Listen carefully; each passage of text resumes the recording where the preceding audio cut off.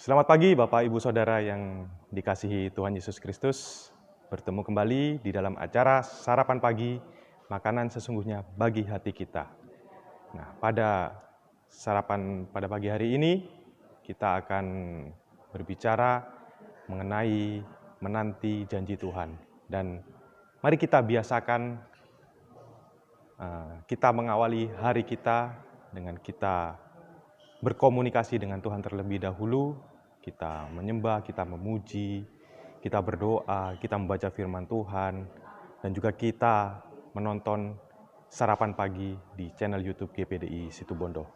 Seperti tadi yang saya sudah jelaskan bahwa kita akan membahas tentang menanti janji Tuhan. Bapak Ibu Saudara pasti pernah mendengar ataupun membaca firman Tuhan di Alkitab bahwa Tuhan sering berbicara tentang janjinya, dan janji Tuhan itu pasti digenapi dan tidak pernah luput. Jadi semua janji Tuhan yang dijanjikan untuk kita semua itu semuanya digenapi dan tidak ada yang luput. Lalu bagaimana dengan kita? Ini ada beberapa contoh bagaimana Tuhan menggenapi janji-janjinya kepada umatnya. Salah satunya adalah saat Abraham dan Sarah merindukan seorang anak. Di masa tuanya dia masih belum mendapatkan seorang anak. Tetapi Tuhan berjanji kepada Abraham dan Sarah bahwa mereka akan mendapatkan seorang anak dan diberkati Tuhan. Itu janji Tuhan. Dan ada hal menarik di sini. Bagaimana respon Abraham dan Sarah terhadap janji Tuhan kepada mereka. Ada yang berbeda. Mari kita baca di Kejadian 17 ayat 16 sampai 19. Di sini menyatakan respon Abraham kepada janji Tuhan. Saya baca Kejadian 17 ayat 16 sampai 19. Aku akan memberkatinya, dan daripadanya juga aku akan memberikan kepadamu seorang anak laki-laki. Aku akan memberkati Sarah. Dan daripadanya juga aku akan memberikan kepadamu seorang anak laki-laki, bahkan aku akan memberkatinya sehingga ia menjadi ibu bangsa-bangsa, raja-raja bangsa-bangsa akan lahir daripadanya. Lalu tertunduklah Abraham dan tertawa serta berkata dalam hatinya, mungkinkah bagi seorang yang berumur 100 tahun dilahirkan seorang anak, dan mungkinkah Sarah yang telah berumur 90 tahun itu melahirkan seorang anak? Dan Abraham berkata kepada Allah, sekiranya Ismail diperkenankan hidup di hadapanmu. Ayat 19, tetapi Allah berfirman, tidak, melainkan istrimu Sarahlah yang akan melahirkan anak laki-laki bagimu, dan engkau akan menamai dia Ishak. Dan aku akan mengadakan perjanjianku dengan dia menjadi perjanjian yang kekal untuk keturunannya. Di ayat 17, lalu tertunduklah Abraham dan tertawa serta berkata dalam hatinya, mungkinkah bagi seorang yang berumur 100 tahun dilahirkan seorang anak, dan mungkinkah Sarah yang telah berumur 90 tahun itu melahirkan seorang anak? Di sini ada hal yang menarik, bahwa Abraham meresponi janji Tuhan itu dengan tertawa. Tapi di sini tertawa ini bukan berarti Abraham itu meragukan janji Allah. Tertawa karena penuh sukacita bahwa janji Tuhan itu akan segera digenapi di masa tuanya. Nah, di sini juga ada hal menarik bahwa Sarah juga tertawa dengan janji Tuhan. Tetapi tertawanya Sarah ini memiliki makna yang berbeda. Mari kita baca di Kejadian 18 ayat 12 sampai 15. Ayat 12, jadi tertawalah Sarah dalam hatinya, katanya, akan berahikah aku setelah aku sudah layu, sedangkan tuanku sudah tua? Lalu berfirmanlah Tuhan kepada Abraham, mengapakah Sarah tertawa dan berkata, sungguhkah aku akan melahirkan anak, sedangkan aku telah tua? Adakah sesuatu apapun yang mustahil untuk Tuhan? pada waktu yang telah ditetapkan itu, tahun depan, aku akan kembali mendapatkan engkau. Pada waktu itulah Sarah mempunyai seorang anak laki-laki. Ayat 15. Lalu Sarah menyangkal katanya, aku tidak tertawa, sebab ia takut. Tetapi Tuhan berfirman, tidak, memang engkau tertawa. Jadi Sarah tertawa menanggapi janji Tuhan. Tertawa karena meragukan. Kita bisa bayangkan ya, seorang wanita yang sudah lanjut usia, dia sudah layu, dan dijanjikan sama Tuhan, dia akan melahirkan. Kita sebagai seorang manusia pasti kan, wah ini mustahil. Mustahil pasti. Karena bukan usia yang produktif untuk melahirkan seorang anak. Tapi Tuhan menggenapi janjinya. Nah ini dasar yang menyebabkan Sarah itu meragukan janji Tuhan. Karena melihat tubuhnya yang sudah menurutnya tidak bisa melahirkan seorang anak. Tetapi Tuhan menggenapi janjinya pada waktunya.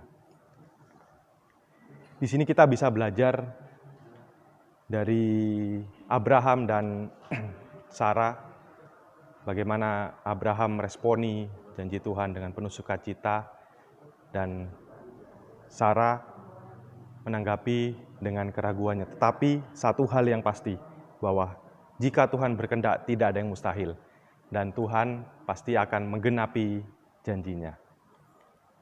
Dan salah satu contoh lain juga pada saat Musa dipanggil Tuhan ke Gunung Sinai. Jadi untuk Tuhan memiliki proyek, yaitu kemah suci atau tabernakel.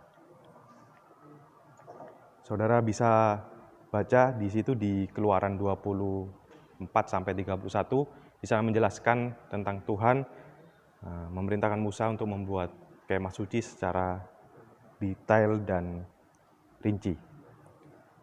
Nah, di sini ada hal yang menarik, bahwa bangsa Israel juga tidak sabar dalam menanti janji Tuhan.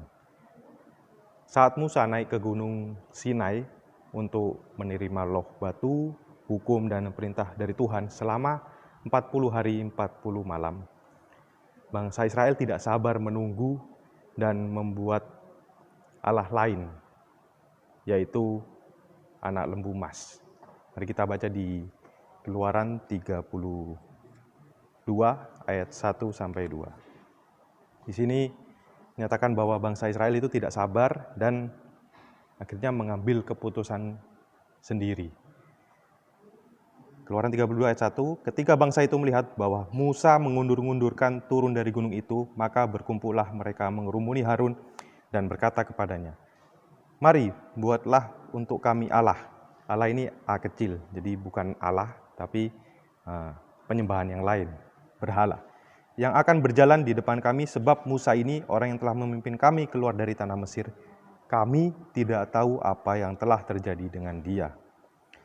Ayat kedua, lalu berkatalah Harun kepada mereka, tanggalkanlah anting-anting emas yang ada pada telinga istrimu, anakmu laki-laki dan perempuan, dan bawalah semuanya kepadaku.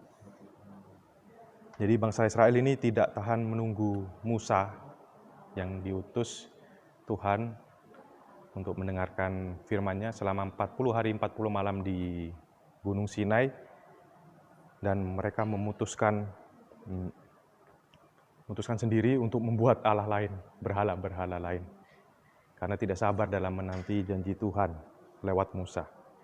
Hal ini merupakan gambaran bahwa bangsa Israel pada saat itu tidak sabar dalam menanti janji Tuhan lewat Musa. Mereka menuruti kedagingannya dan akhirnya mendahului Tuhan. Ini kita sudah belajar tentang contoh-contoh dari tokoh-tokoh dan juga bangsa Israel di Alkitab. Lalu bagaimana dengan kita? Apakah kita juga sering untuk tidak sabar menanti janji Tuhan? Apakah kita sering mengambil keputusan menurut kehendak kita karena Tuhan tidak segera menjawab apa yang kita mau? Atau apakah kita sering mengambil keputusan sendiri tanpa melibatkan Tuhan? Di Yeremia 29 ayat 11 mengatakan, Yeremia 29 ayat 11 mengatakan, sebab aku ini mengetahui rancangan-rancangan apa yang ada padaku mengenai kamu, Demikianlah firman Tuhan, yaitu rancangan damai sejahtera dan bukan rancangan kecelakaan, untuk memberikan kepadamu hari depan yang penuh harapan. Amin. Firman Tuhan mengatakan rencananya adalah rancangan damai sejahtera dan memberikan kepada kita hari depan yang penuh harapan. Jadi tidak ada alasan lain bagi kita untuk tidak menanti janji Tuhan. Bukti sudah nyata. Janji Tuhan terjadi buat Abraham dan Sarah. Di masa tuanya mereka mendapatkan seorang anak. Janji Tuhan terjadi juga buat bangsa Israel, di mana Tuhan selalu menyertai bangsa Israel. Dan yang pasti janji Tuhan itu juga akan terjadi buat Bapak, Ibu, Saudara, dan saya. Mari kita menantikan janji Tuhan yang akan digenapi menurut waktunya. Karena waktu Tuhan pasti yang terbaik, seperti yang lagu yang sering kita nyanyikan. Waktu Tuhan pasti yang terbaik, walau kadang tak mudah dimengerti. Lewati cobaan, ku tetap percaya waktu Tuhan pasti yang terbaik. Waktu Tuhan pasti yang terbaik untuk memenuhi janjinya buat Bapak, Ibu, Saudara, dan saya. Kiranya sarapan pada pagi hari ini memberkati kita semua dan membuat iman kita semakin kokoh dalam Tuhan Yesus Kristus. Tuhan Yesus memberkati.